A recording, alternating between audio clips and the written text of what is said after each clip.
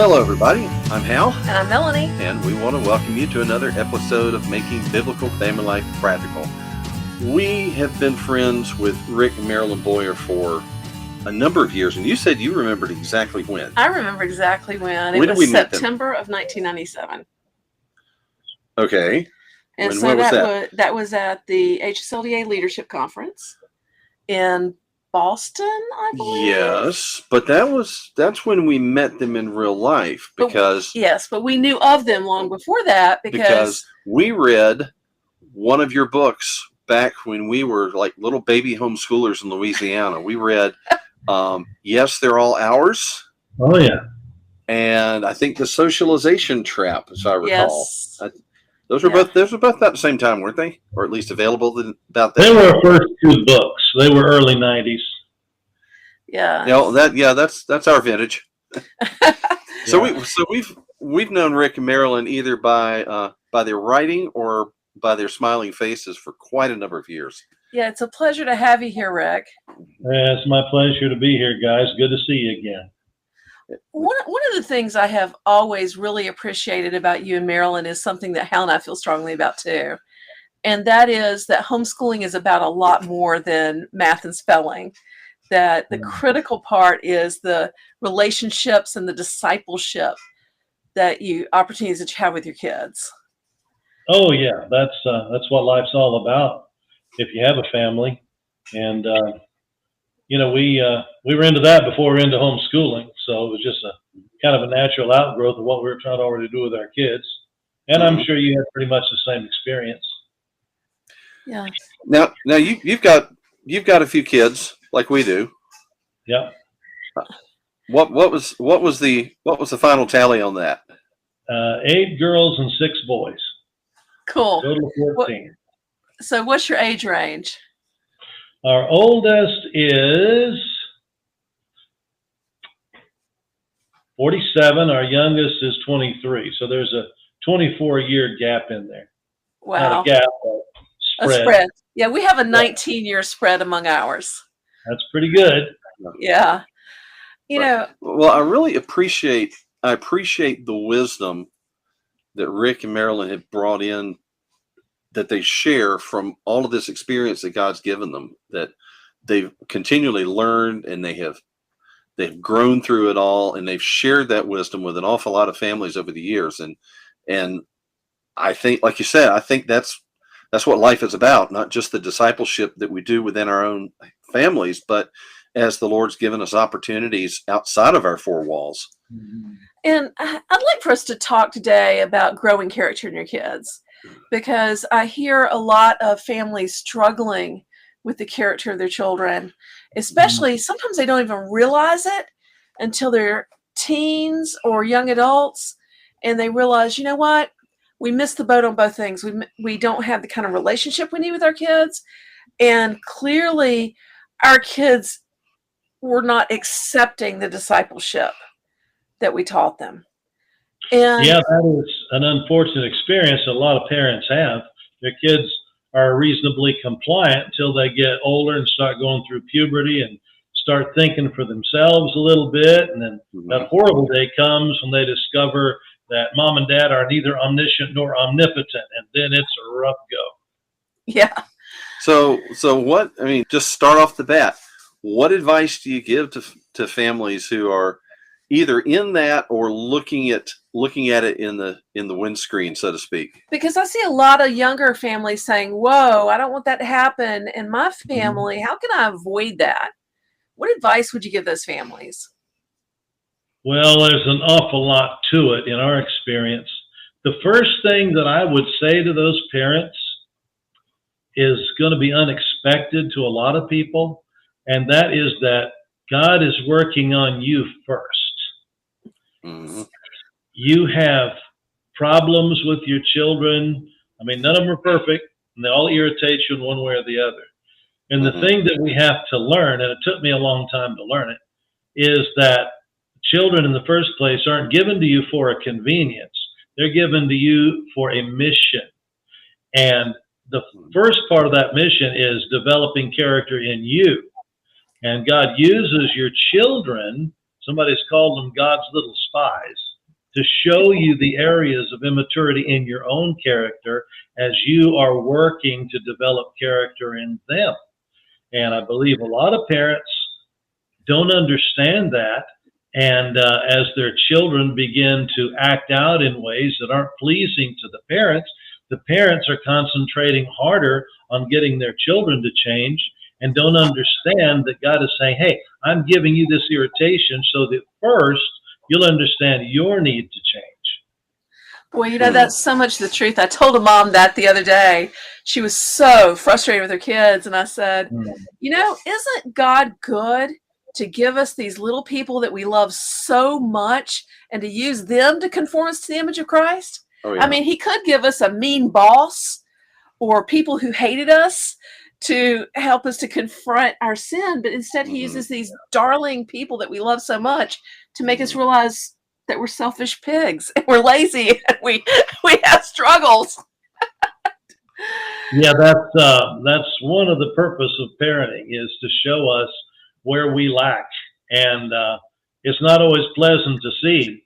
And there's always a temptation to react against your children when in fact they're just showing you your own sins. And sometimes they're reflecting your own sins back at you. I mean, I've heard my mother talking through my mouth to my kids from time to time, saying things I swore I would never say to my kids because I didn't like the way she talked to me on occasion. And also just the things that they do that get my goat.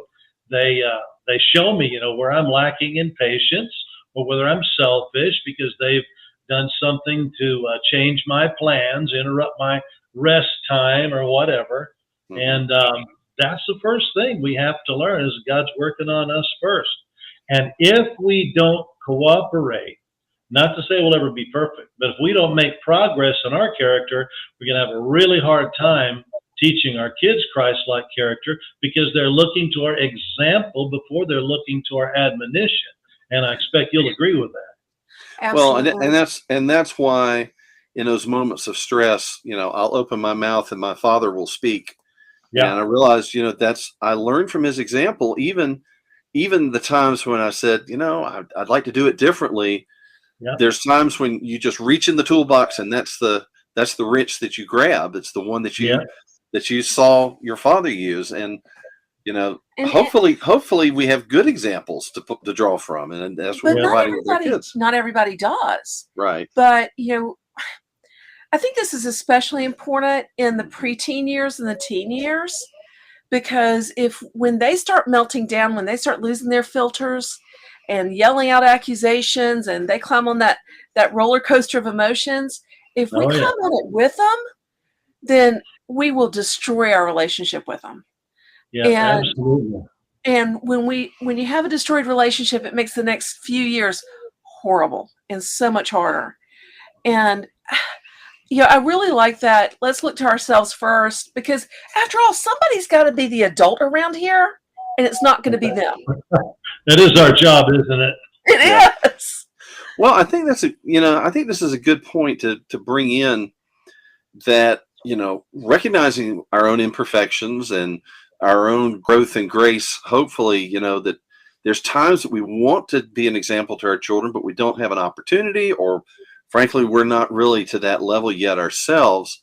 I think that's where you can bring in the power of narratives, where you bring in the power of stories and of history and of biography. And that's an area which you put a lot of work into, isn't it? Yes, it is. The Bible talks an awful lot about history.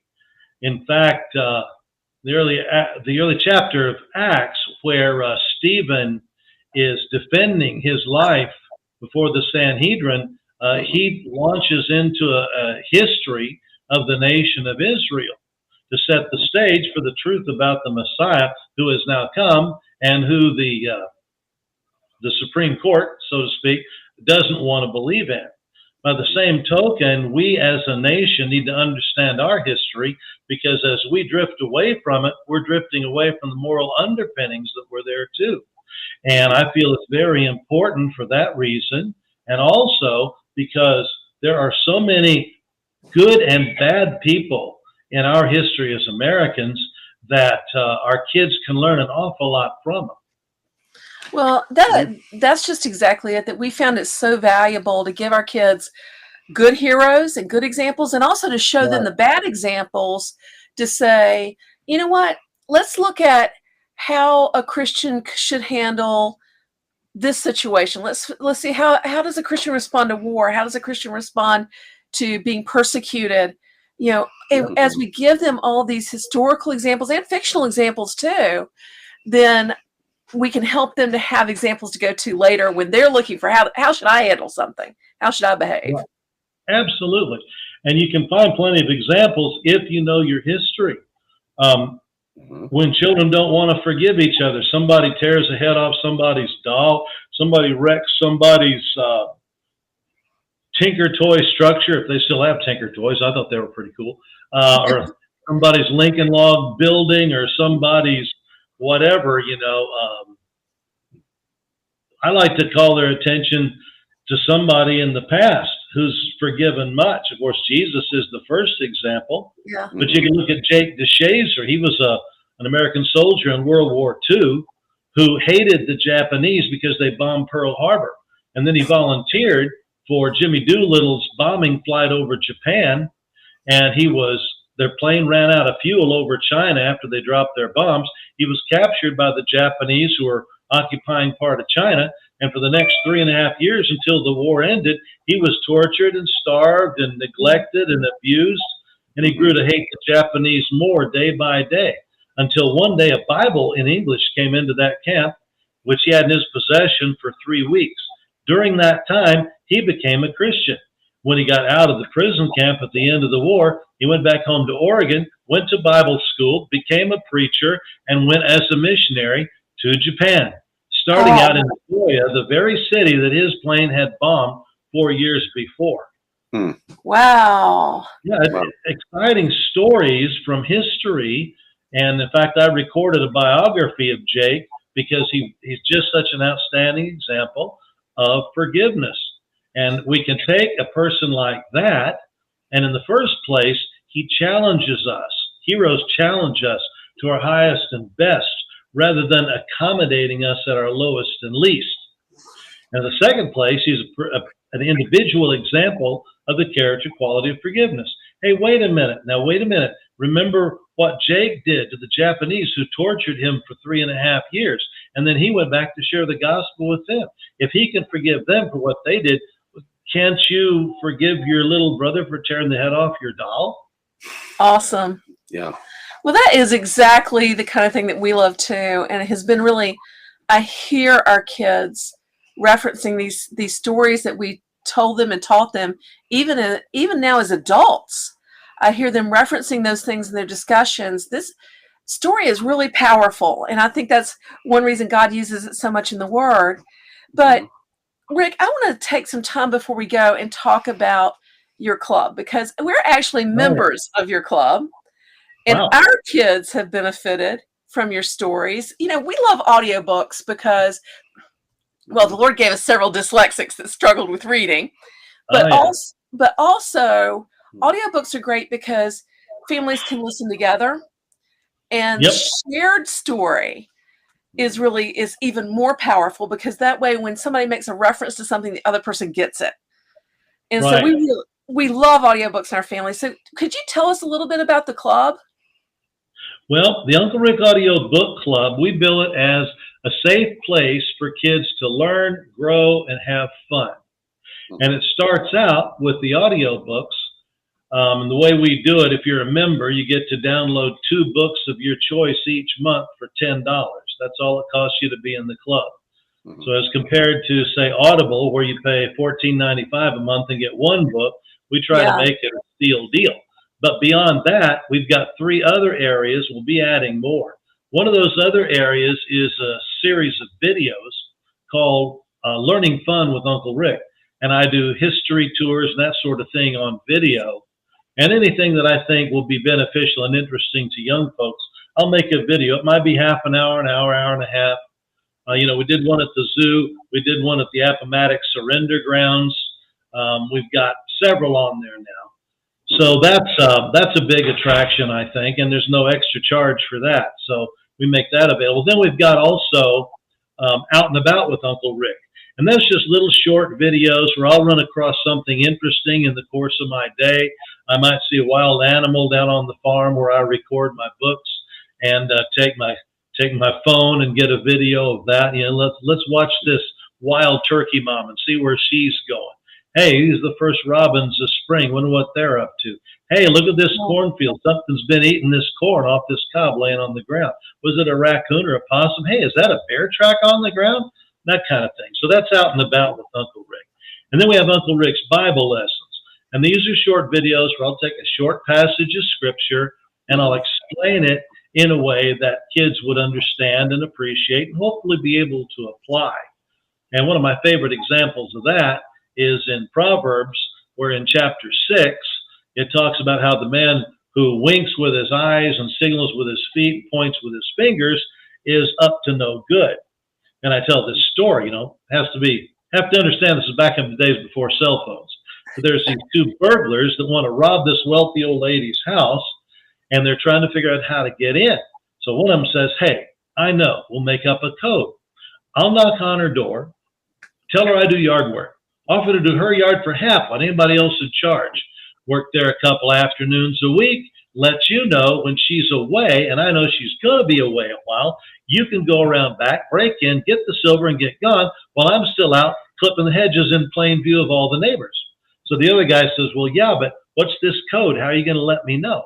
He says, simple, we'll make it up. Wink of the eye means one thing, point of the fingers means something else, movement of the feet means something else. Nobody will ever know.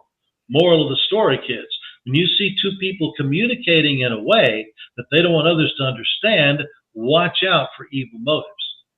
Mm-hmm. So that's the way I try to amplify scripture in Uncle Rick's Bible lesson. So those are three areas that kids get free access to for joining the club. You know, one thing I love about your audiobooks, Rick, is the way that you make it come alive, but then you also break the fourth wall and will explain a word that's hard to understand or a concept that's hard to understand. And I don't know, my kids found it very winsome. They really liked it. Obviously, you know, I cut my teeth reading to several different kids of several different ages all at the same time. So I had to develop methods, you know, of making it come alive for everybody in a way that would be interesting enough for the older kids and simple enough for the younger kids. And I keep an old Webster's dictionary on my desk because sometimes I'll come up with a word that I don't know, and I'll stop right in the middle of the recording and say, hang on, little buddies, I got to look this one up. And if it's there, then I explain it to them. And of course, you know, they learn so much from context that their vocabulary just grows, you know, kind of atomically by hearing words that they're not familiar with. So that's another advantage of audiobooks. Well, but I want to make them feel like they're right there. As you've heard, you know, I record in a little shack on a friend's farm. I call it the little house in the pasture. And he lets me keep my horses down there. I've got a garden down there, and I got a barn down there, and I got a fish pond down there for the grandkids to fish in, and me when I can sneak a few minutes out. And I try to make the kids feel like they're right there in the little house in the pasture with Uncle Rick. Well, I think it's well named because the style of your reading and presentation is very avuncular. It is very much you're just like you're telling your family after dinner, or you're talking to your grandchildren or whatever. It's very natural. Yeah. It's very personable. It's not a slick uptown, you know, studio sound, but it's much more like, here we are in the living room. Let me read you a story. This is really neat. Yeah, and it's really great. So, Rick, tell us where do they go to get this? Mm-hmm. UncleRickAudios.com. UncleRickAudios.com. Audios, that's plural, audios.com. And they can sign up there and download 2 books of their choice immediately. And they'll have their choice between Bibles. I've recorded the Proverbs and several other books of the Bible with character applications sprinkled throughout. And then several books of the New Testament. And then we also have a lot of history, a lot of adventure stories, a lot of great fiction. And most of these books are old. I should mention that. You know, these books were written, most of them over 100 years ago. when people still wrote with the intention of building character in kids. And there's some real advantages to your kids academically of listening to old audiobooks, because it teaches kids how to follow complex language and how to keep the story in their mind through complex paragraphs. And we found that with our dyslexics, that when they listen to a lot of audiobooks, when their decoding skills finally caught up, then they raced ahead in reading comprehension because they already knew what those things sounded like. Because they were already processing that level of language in their heads. So, yes. Right now I'm recording a biography of Buffalo Bill written by his sister. And it was intended for adults more than children. And I'm telling you, I'm stumbling over some words in that thing, because the late 1800s, it was 1880, she was writing. He was still alive then. I mean, they had some command of language. And I'm looking in the dictionary for some of these words because I don't know them, and I can't find them in the dictionary. So they're just, not commonly used words now. But it is good, though, for kids to be listening above their reading level. Yeah, because they hear a word they may not have seen before. They hear it pronounced, then they learn from the context. And sometimes I'll just stop and explain if I know, here's what this word means, here's what the author's trying to say.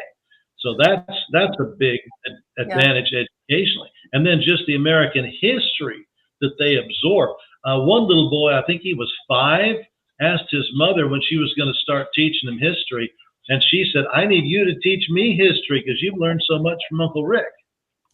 That's great. That's great. Well, I appreciate what you're doing, because you are tapping into a lot of the benefits that we've seen with our own kids over the years, and that we've seen. Hal and I record audiobooks too, and love those old ones. And we've talked to so many people that those audiobooks impacted their kids' lives. They did. Let me tell you, I've got on the 30th of this month, Memorial Day, I will be going down to somewhere near Greenville, South Carolina, to attend the wedding of one of my little buddies. And you've heard by now, I open all my books with, hey, little buddies, it's Uncle Rick coming to you from Little House in the Pasture. Well, this little buddy has been calling me a lot of years, like a time or two a year. He just called me and say, hey, Uncle Rick, this is Michael. And I forget how he got my phone number, but over the years we stayed in touch. And he started listening when he was probably 8 or 10 years old, and now he's invited me to his wedding. So these things do make an impact, on kids, and that's made an impact on me. I love the fan mail; it's wonderful. Awesome. Well, we are out of time, so we need to go. But folks, we're members of Uncle Rick's Audio Club, and we really think you ought to check it out. Go to unclerickaudios.com and sign up. I think you'll really appreciate it for your kids. And Rick, we really appreciate you stopping by today and sharing your wisdom with us. We've got a lot of respect for you and your family, and I think our people will really appreciate what you've had to say today. And please give our thanks. Please give our thanks to Marilyn as well for her backstage support getting this together. No kidding. It wouldn't have happened without her, I can tell you that. It's good to see you guys again. God bless you. Keep up the good work. Thank you. Thanks, Rick. All right. Well, look, we've been talking with Rick Boyer of Character Concepts and Uncle Rick Audios, and we are just talking about the power of story and teaching character to your kids. We have enjoyed his audios, and we're sure you would too. So until the next time, I'm Hal. And I'm Melanie. We thank you for listening. Bye, y'all. You've been listening to Making Biblical Family Life Practical with Hal and Melanie Young. If you found this program interesting, challenging, and encouraging, why not join us on the web at halandmelanie.com. That's HALANDMELANIE.com. Or follow us on social media. You can find us on Facebook at Facebook/Hal and Melanie or Facebook.com/Raising Real Men. This program is a production of the Ultimate Homeschool Radio Network. Join us next week when we'll be back to talk about making biblical family life practical. Until then, thank you and God bless you for listening.